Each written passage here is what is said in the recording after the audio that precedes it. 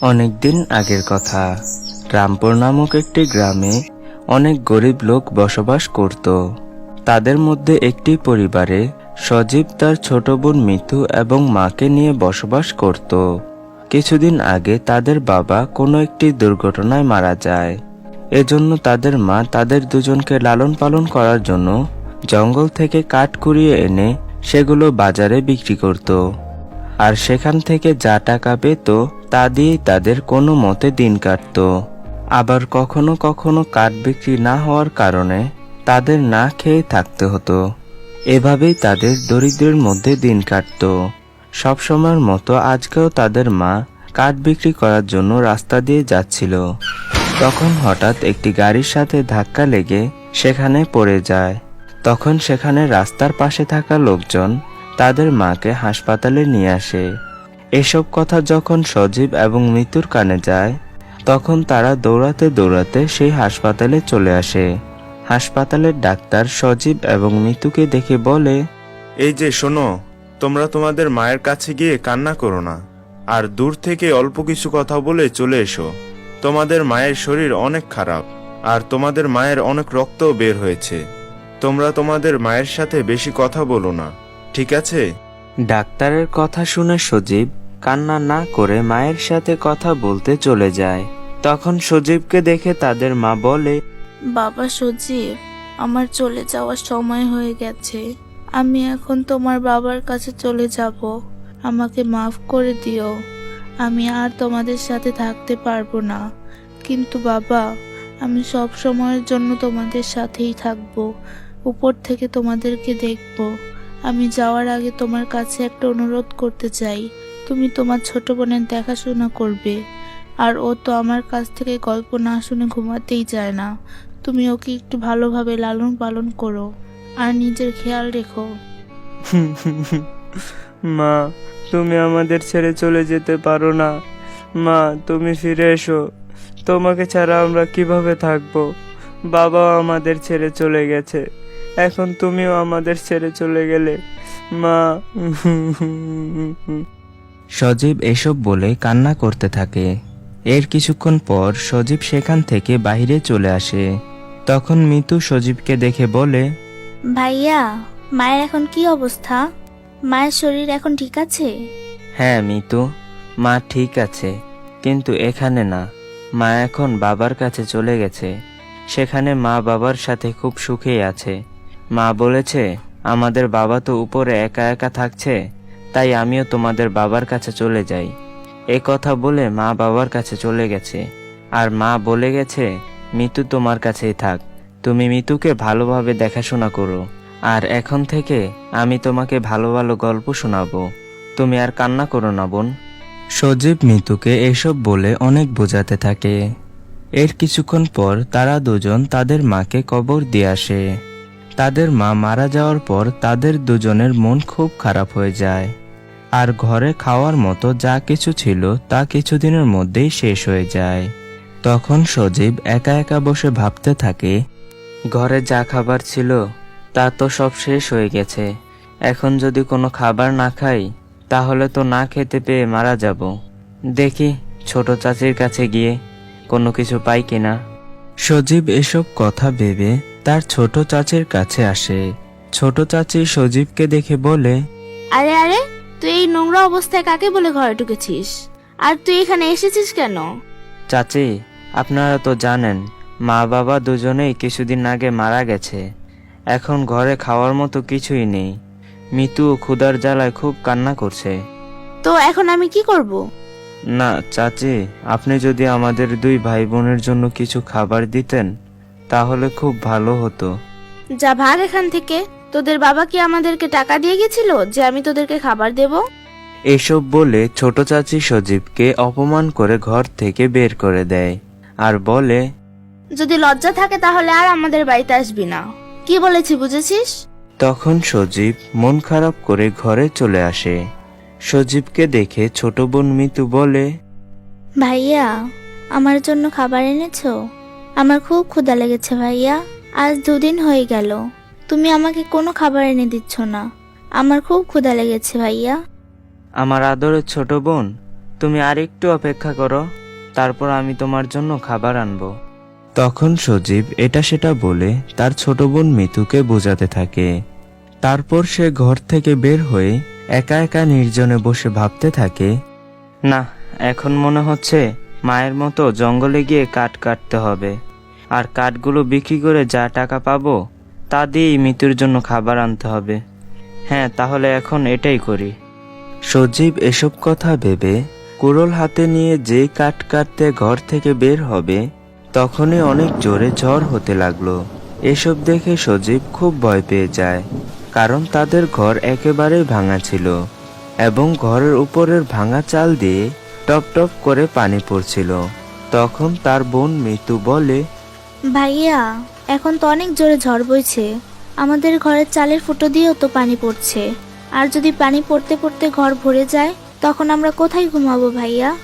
মিতু, হয়তো কিছুক্ষণের মধ্যেই ঝড় থেমে যাবে, আর তখন আমাদের ঘুমানোর অনেক জায়গা পেয়ে যাব। এক্ষুনি ঝড় থেমে যাবে।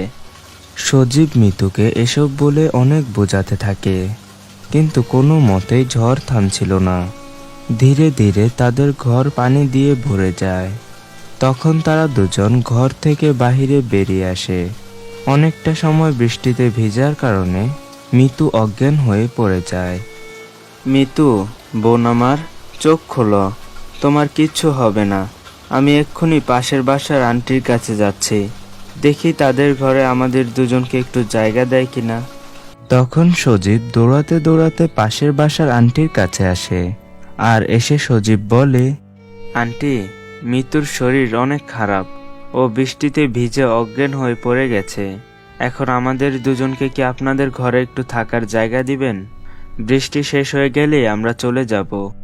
সজীব, আমাদের ঘরে একটু জায়গা নেই, তোকে যে কোথায় থাকতে দিব?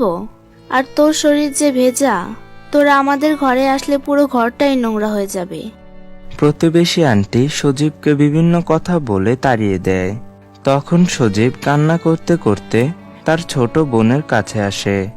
তখন সজীব রাস্তার পাশে একটা টেবিল পড়ে থাকতে দেখে, আর তখন সেই টেবিলটির নিচে মিতুকে নিয়ে বসে পড়ে।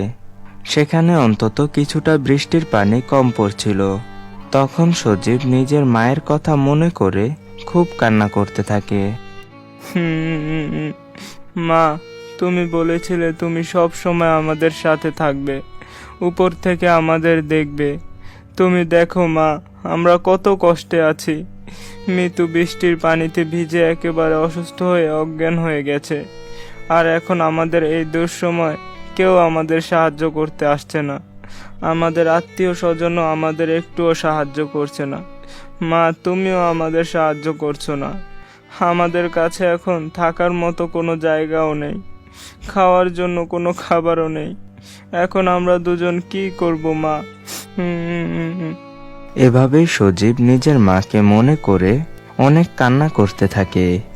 অন্যদিকে মৃত্যুর স্বপ্নে অনেক সুন্দর একটি পরী আসে, আর সেই পরী মিতুকে বলে, মিতু, আমি স্বর্গ থেকে এসেছি, এখানে তোমার মা আমাকে পাঠিয়েছে। তোমরা দুই ভাই বোন অনেক কষ্টে আছো, তাই না?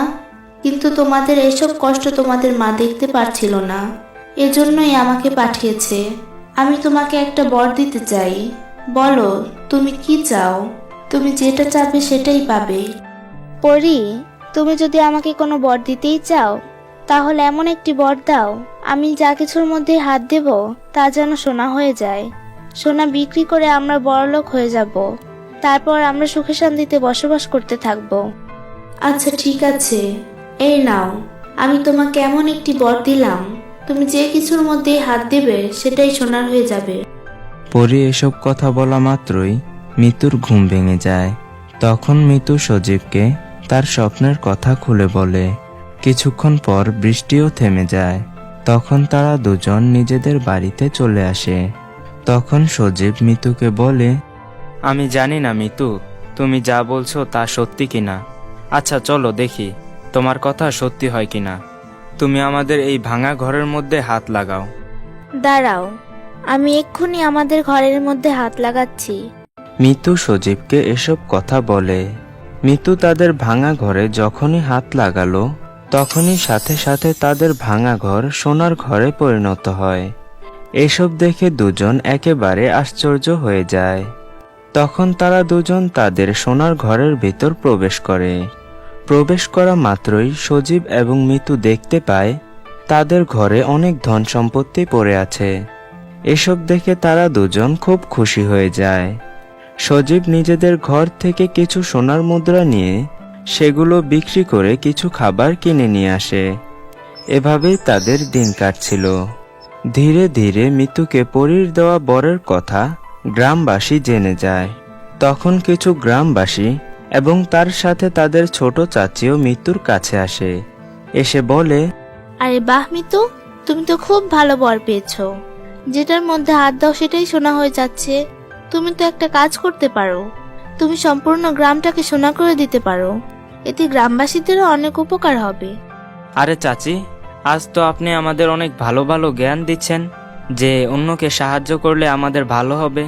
আমরা যখন বিপদে পড়েছিলাম তখন তো আপনাদের কাছে কতবার সাহায্যের জন্য গিয়েছিলাম, কিন্তু তখন তো আপনারা কেউ আমাদের সাহায্য করেননি। আচ্ছা যাই হোক, আমরা তো আর আপনাদের মতো না যে অন্যকে সাহায্য করব না। মিতু, তুমি আমাদের সম্পূর্ণ গ্রামটাকে সোনার করে দাও, যাতে আমাদের গ্রামে কোনো গরিব লোক না থাকে আর কারো যেন কোনো ধন সম্পত্তির অভাব না হয়। তখন মিতু সজীবের কথা শুনে সম্পূর্ণ গ্রাম সোনার করে দেয়। গাছপালা, বাড়িঘর, এমনকি নদী নালা পর্যন্ত সোনার হয়ে যায়, যার কারণে গ্রামে পানির অভাব দেখা দেয়। গ্রামের কোনো জায়গায় খাওয়ার মতো পানি ছিল না। ধীরে ধীরে অনেক গ্রামবাসী পানির অভাবে নিজেদের গ্রাম ছেড়ে অন্য গ্রামে চলে যায়। এসব দেখে সজীব এবং মিতু খুব কান্না করতে থাকে। সজীব কান্না করতে করতে মিতুকে বলে, মিতু, আমরা তো গ্রামবাসীর কথা শুনে অনেক বড় ভুল করে ফেলেছি। আমরা তো পুরো গ্রামটাকে সোনার করে দিয়েছি, সেজন্য কোনো জায়গায় কোনো খাওয়ার পানি পাওয়া যাচ্ছে না। পানির অভাবে গ্রামের অর্ধেক লোক অন্য গ্রামে চলে গেছে। এখন আমরা কি করব? এভাবেই তারা দুজন কথা বলতে থাকে। তখন সেখানে সেই পরীটি আসে, যেই পরীটি মিতুর স্বপ্নে দেখা দিয়েছিল। তখন সেই পরীটি সজীব এবং মিতুকে বলে, শোনো সজীব আর মিতু, আমি তোমাদেরকে যেই বরটি দিয়েছিলাম তোমরা সেটাকে ভুল পথে ব্যবহার করেছো। আর তোমরা এটাও ভাবোনি যে গ্রামের মধ্যে কত সমস্যা হতে পারে। পরী, আমাদের ক্ষমা করে দিন, আমাদের ভুল হয়ে গেছে। আমাদের গ্রাম আবার আগের মতো করে দিন। আমাদের এত ধন সম্পত্তি লাগবে না। আমরা দুই ভাই বোন কোনো মতে খেয়ে পড়ে বাঁচতে চাই। সজীবের এসব কথা শুনে পরী তাদের গ্রাম আবারও আগের মতো করে দেয়। তখন থেকে সজীব এবং মিতু খুব সুখে শান্তিতে বসবাস করতে থাকে। তো বন্ধুরা, আমাদের আজকের এই গল্পটি এ পর্যন্তই। আমাদের আজকের এই গল্পটি যদি তোমাদের কাছে ভালো লেগে থাকে তাহলে ভিডিওতে অবশ্যই লাইক করবে, এবং তোমরা যদি আমাদের চ্যানেলে নতুন হয়ে থাকো তাহলে আমাদের চ্যানেলটি সাবস্ক্রাইব করবে। তো দেখা হচ্ছে পরবর্তী কোনো ভিডিওতে। সবাইকে ধন্যবাদ। আসসালামু আলাইকুম।